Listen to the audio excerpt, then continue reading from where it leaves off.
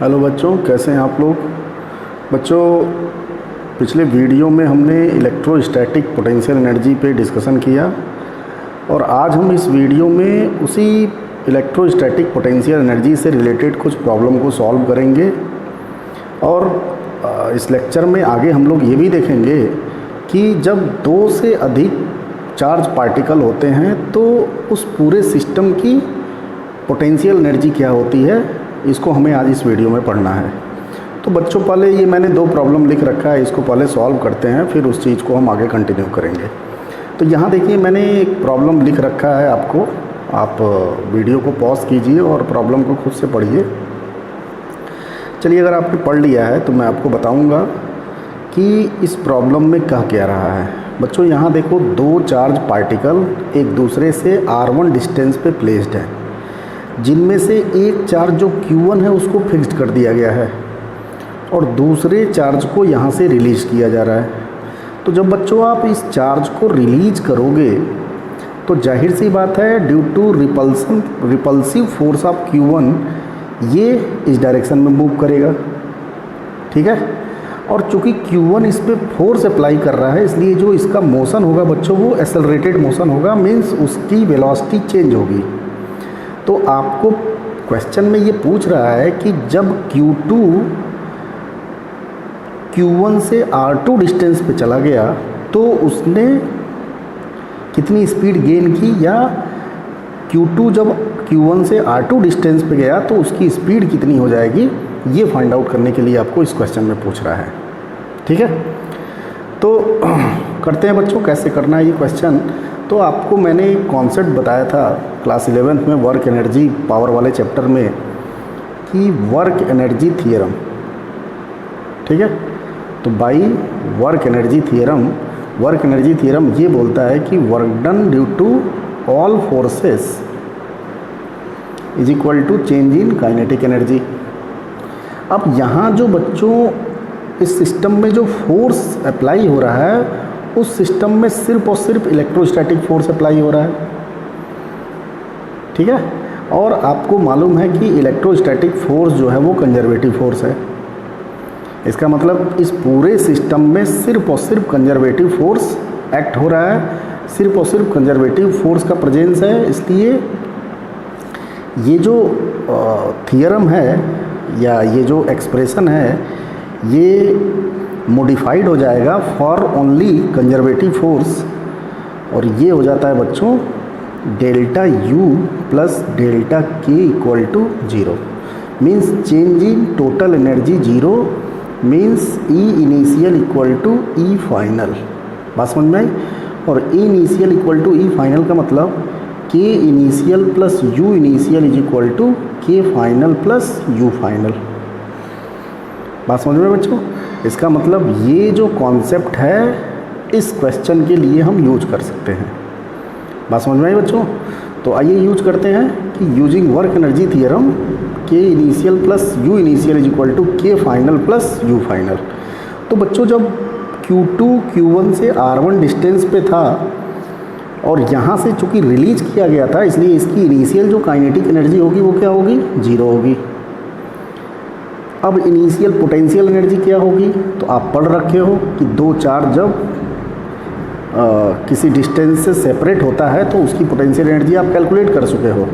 तो वो क्या होता है, K Q1 Q2 divided by R1 में। देखिए ना, दोनों चार्ज के बीच का डिस्टेंस कितना है, R1 है, इज इक्वल टू जब Q2 R2 पे चला गया बच्चों तो इसकी काइनेटिक एनर्जी क्या हो गई, हाफ mv²। इस Q2 जो चार्ज पार्टिकल है उसका मास दे रखा है m, तो उसकी काइनेटिक एनर्जी हाफ mv² हो गई, प्लस U फाइनल।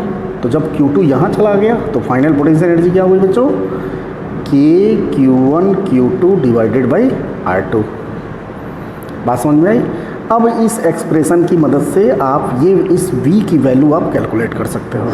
तो आई होप दैट बच्चों आपको ये प्रॉब्लम समझ में आ गया होगा कि कैसे सॉल्व करना है।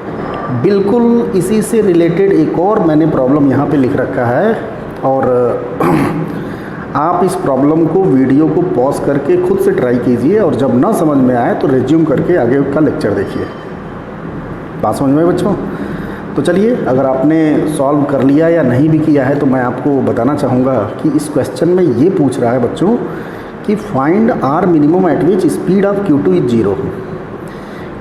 बच्चों ये जो Q2 है ये इनिशियली इनफाइनाइट पे है। अब इनफाइनाइट से हमने इस Q2 को एक वेलोसिटी दे दी, एक स्पीड दे दी v। बात समझ में आई? तो जब बच्चों Q2 जैसे जैसे Q1 के करीब आता जाएगा, ड्यू टू रिपल्सिव फोर्स इसकी स्पीड क्या होती जाएगी, कम होती जाएगी। भाई Q2 पे ये Q1 कैसा फोर्स अप्लाई करेगा, रिपल्सन। तो वो जो रिपल्सिव फोर्स होगा इसके मोशन के डायरेक्शन के अपोजिट होगा। अब जब इसके मोशन के डायरेक्शन के अपोजिट होगा तो जाहिर सी बात है इसकी स्पीड घटती जाएगी।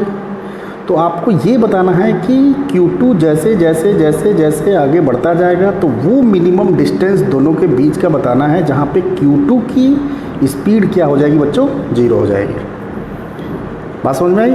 तो फिर से इस क्वेश्चन में यूजिंग वर्क एनर्जी थियरम, चूँकि सिर्फ और सिर्फ कंजर्वेटिव फोर्स है इस सिस्टम में, it means K initial plus U initial equal to K final plus U final apply कर सकते हैं। तो K इनिशियल बच्चों कितना था, हाफ mv²। U इनिशियल 0 था। मैं पहले ही आपको बता चुका हूँ कि इनफाइनाइट पे हम पोटेंशियल एनर्जी क्या एज्यूम करेंगे, 0। ठीक है। K फाइनल बच्चों कितना हो गया, जब इसकी स्पीड 0 हो गई तो फाइनल काइनेटिक एनर्जी क्या हो गई, 0 हो गई। और फाइनल पोटेंशियल एनर्जी क्या हो गई, K Q1 Q2 और दोनों के बीच की डिस्टेंस R मिनिमम हो गई।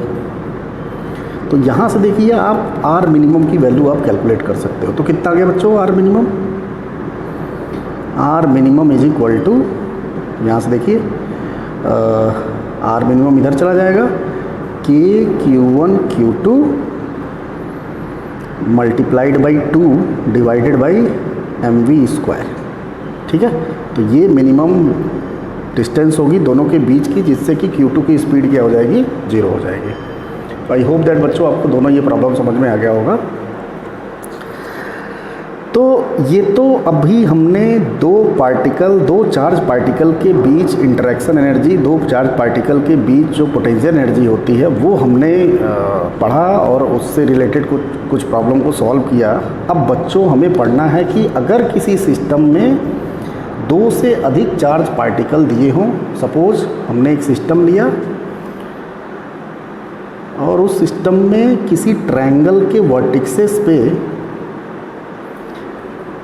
चार्ज प्लेस्ड किए गए हैं, 3 चार्ज बच्चों प्लेस्ड किए गए हैं। इनका नाम है Q1 Q2 और Q3। और ट्रायंगल को हम इक्विलैटरल ट्रायंगल मान ले रहे हैं ताकि कैलकुलेशन इजी हो जाए। ये एक सिस्टम दिया हुआ है, तो आपको इस सिस्टम का पोटेंशियल एनर्जी फाइंड आउट करना है। तो बच्चों मैंने 2 चार्ज पार्टिकल का इंटरेक्शन एनर्जी या पोटेंशियल एनर्जी जब r डिस्टेंस पे होते हैं तो वो मैंने आपको बताया है कि K Q1 Q2 divided by R। ठीक है। तो आपको यहाँ पे एक ऐसा सिस्टम दिया है जिसमें 3 चार्ज पार्टिकल हैं। तो आपको करना कुछ नहीं है बच्चों, अगर आपको टोटल पोटेंशियल एनर्जी फाइंड करनी है तो हर 2 चार्ज के बीच जो इंटरेक्शन एनर्जी है उसको आप ऐड कर दीजिए, तो आपको इस पूरे सिस्टम की टोटल पोटेंशियल एनर्जी पता चल जाएगी। बात समझ में आई? तो U टोटल क्या होगा बच्चों, पहले Q1 और Q2 के इंटरेक्शन एनर्जी को हम लिखेंगे। तो Q12 मीन्स Q1 और Q2 के बीच जो इंटरेक्शन है उसकी पोटेंशियल एनर्जी, प्लस 1 की 3 के साथ पोटेंशियल एनर्जी। पहले आप 1 का किसके साथ इंटरेक्शन हो रहा है इसको आप लिख लीजिए, उसके पोटेंशियल एनर्जी को लिख लीजिए। बात समझ में आई? तो 1 का इंटरेक्शन 2 के साथ तो पोटेंशियल एनर्जी U12। अब 1 का इंटरेक्शन 3 के साथ, तो इस सिस्टम की पोटेंशियल एनर्जी, भाई इन 2 चार्ज पार्टिकल के इंटरेक्शन की पोटेंशियल एनर्जी मैंने लिख दी। अब 2 का इंटरेक्शन 1 के साथ हो रहा है तो वो आप लिख चुके हो, उसकी पोटेंशियल एनर्जी। फिर 2 का इंटरेक्शन देखिए 3 के साथ हो रहा है तो U23। चलिए अब इसकी वैल्यूज़ लिखिए।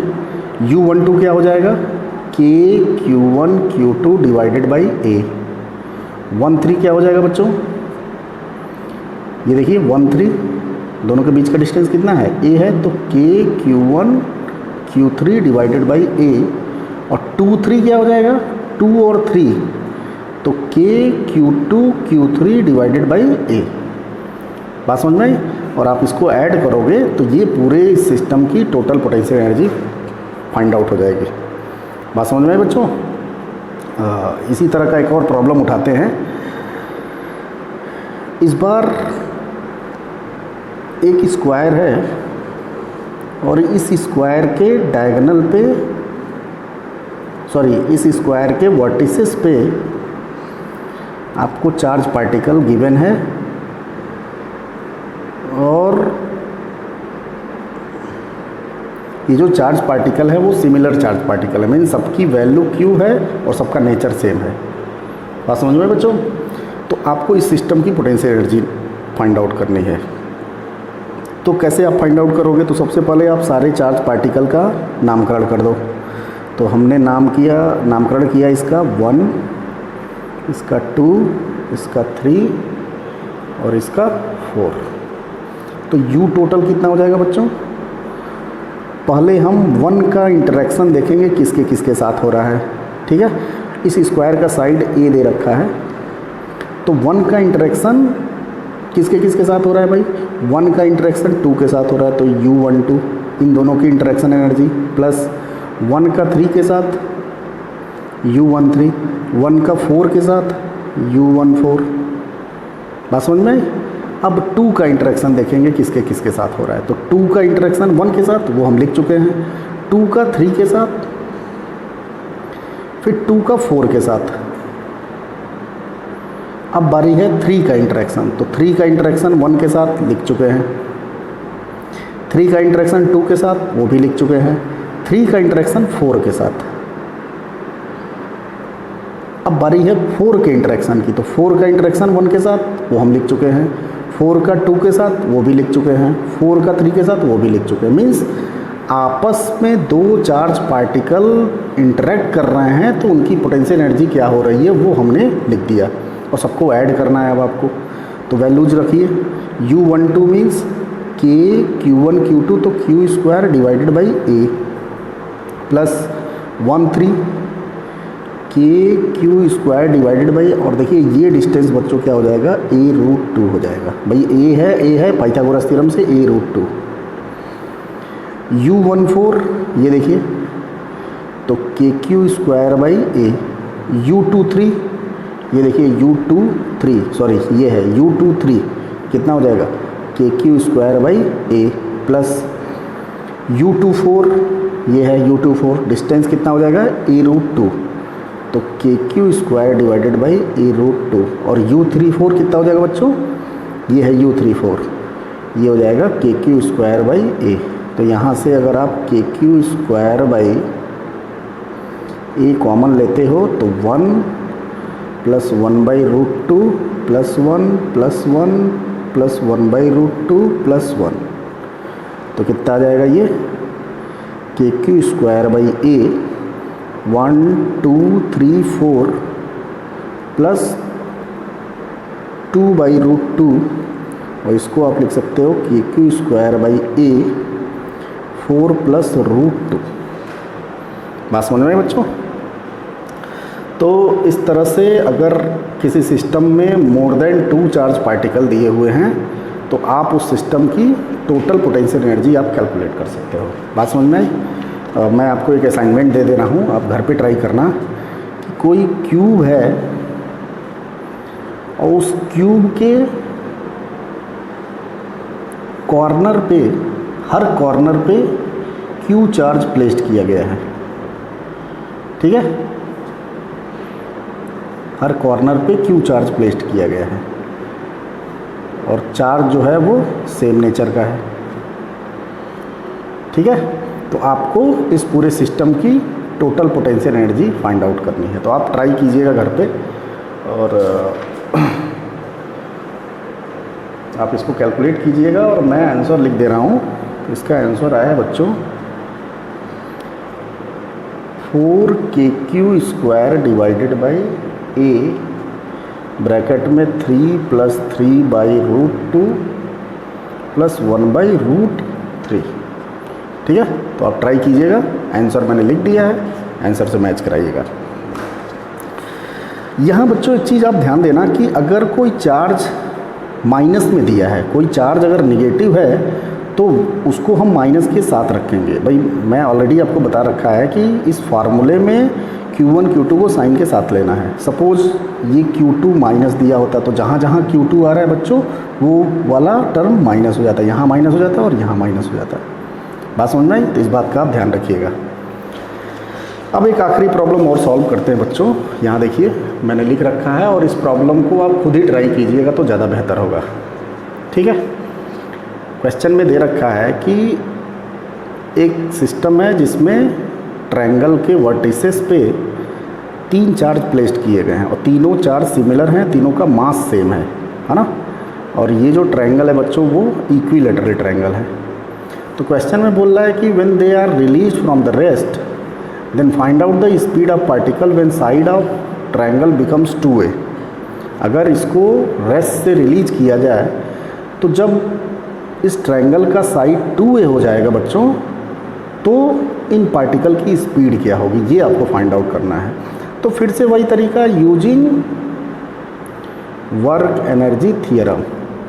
ठीक है, K initial plus U initial is equal to K final plus U final. भाई सिर्फ और सिर्फ कंजर्वेटिव फोर्स है तो आप ये कॉन्सेप्ट अप्लाई कर सकते हो। ऐसा हम कर चुके हैं अभी थोड़ी देर पहले। तो K इनिशियल बच्चों कितना होगा, 0, क्योंकि इनिशियली जो है वो रेस्ट से रिलीज किया गया। U इनिशियल बच्चों, अब इस पूरे सिस्टम का आपको पोटेंशियल एनर्जी कैलकुलेट करना पड़ेगा। ठीक है, तो आप कैलकुलेट कीजिए U इनिशियल क्या होगा। तो मैं यहाँ पे आपको करके दिखा दे रहा हूँ, यहाँ कैलकुलेट करते हैं। तो U इनिशियल बच्चों हो जाएगा इस सिस्टम का 1 का 2 के साथ, तो KQ स्क्वायर बाई ये, 1 का 3 के साथ KQ स्क्वायर बाई ये। ठीक है, फिर 2 का 3 के साथ, 2 का 1 के साथ तो हो ही चुका है, अब 2 का 3 के साथ KQ स्क्वायर बाई A। भाई 1 का 2 के साथ, 1 का 3 के साथ, फिर 2 का 1 के साथ हो चुका है, फिर 2 का 3 के साथ आपको लिखना है। तो ये हो जाएगा बच्चों 3KQ स्क्वायर बाई A। तो ये हो गया बच्चों 3KQ स्क्वायर बाई A। बात समझ में आई? फाइनल काइनेटिक एनर्जी कितनी हो जाएगी, तो एक चार्ज पार्टिकल का हाफ mv स्क्वायर होगा और 3 चार्ज पार्टिकल है तो मल्टीप्लाइड बाई 3। और फाइनल पोटेंशियल एनर्जी क्या हो जाएगी, भाई क्वेश्चन में बोल रहा है कि ट्रायंगल का साइड जो है वो 2a हो जा रहा है, तो फाइनल जो पोटेंशियल एनर्जी होगी बच्चों बिल्कुल एग्जैक्ट यही होगी, बस डिस्टेंस जो है a की जगह 2a हो जाएगा। ये हो जाएगा 3KQ स्क्वायर बाई 2a। बात समझ में आई? अब इसको आप सॉल्व कर लो। तो इसको सॉल्व करते हैं तो ये इधर आएगा तो हो जाएगा 3/2 KQ स्क्वायर बाई A, हो जाएगा 3/2 mv स्क्वायर। 3/2 कैंसिल, v की वैल्यू आ जाएगी बच्चों KQ square by ma root में। ठीक है, इतना मीटर पर सेकंड आ जाएगा। तो आई होप दैट बच्चों इस वीडियो में जो प्रॉब्लम मैंने डिस्कस की आपको समझ में आ गया और इससे रिलेटेड आप कुछ प्रॉब्लम को सॉल्व कीजिएगा।